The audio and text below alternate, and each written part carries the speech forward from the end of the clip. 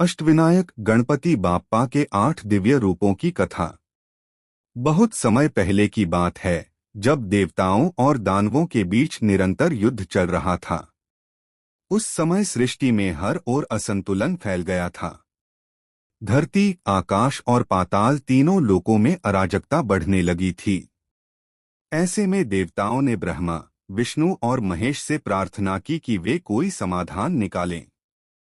तभी भगवान शिव बोले, इस सृष्टि का संतुलन तभी वापस आएगा जब मेरी ही एक शक्ति विघ्नहर्ता गणेश 8 रूपों में अवतरित होकर 8 दिशाओं की रक्षा करेंगे।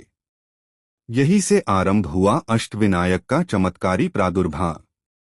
पहला विनायक मोरेश्वर मोरेगा। गणेश जी का यह रूप मूषक वाहन पर आरूढ़ होता है।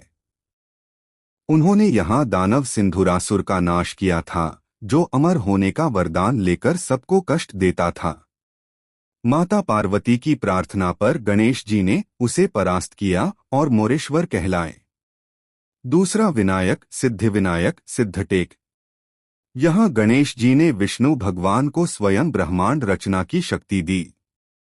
कहा जाता है कि यहाँ की साधना से हर कार्य सिद्ध हो जाता है, इसलिए इन्हें सिद्धिविनायक कहा गया।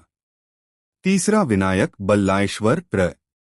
यह वह स्थान है जहाँ एक भक्त बालक बल्ला ने सच्चे प्रेम से गणेश जी की आराधना की थी।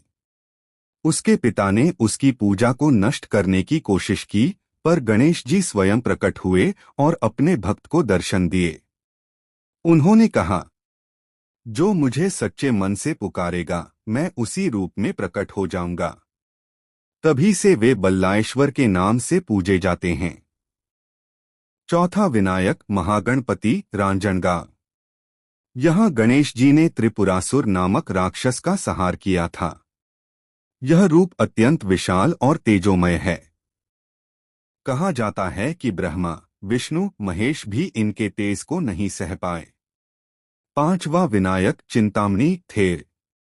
यह स्थान वह है जहाँ गणेश जी ने राजा गुंधर्म को एक चमत्कारी रत्न चिंतामणि वापस दिलाया। यह रत्न हर चिंता मिटा देता था, इसलिए गणेश जी यहाँ चिंतामणि विनायक कहलाए। छठा विनायक गिरिजात्मक लेण्याद्रि।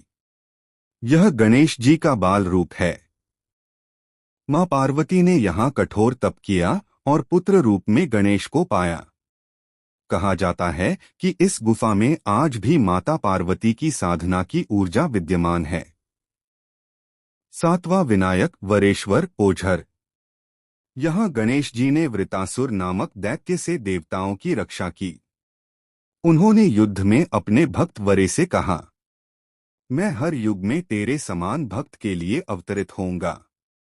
इसलिए वे यहाँ वरेश्वर कहलाए। आठवां विनायक विघ्नेश्वर ओझर के समीप। यह रूप विघ्नासुर नामक राक्षस के अंत का प्रतीक है, जो हर शुभ कार्य में विघ्न डालता था।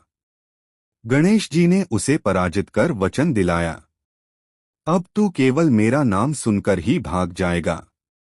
तभी से गणपति बाप्पा विघ्नहर्ता विघ्नेश्वर कहलाए। जैसे ही गणेश जी के ये 8 रूप धरती पर प्रकट हुए, हर दिशा में शांति फैल गई। देवताओं ने आनंद से नृत्य किया और ऋषिमुनियों ने घोषणा की, जो भक्त इन 8 रूपों की भक्ति करेगा, उसके जीवन से विघ्न और कष्ट दूर होंगे। इस तरह गणपति बाप्पा अष्टविनायक के नाम से पूजे जाने लगे। 8 पवित्र स्थान, 8 दिव्य स्वरूप और एक ही उद्देश्य, सुख, समृद्धि और विघ्नों का नाश।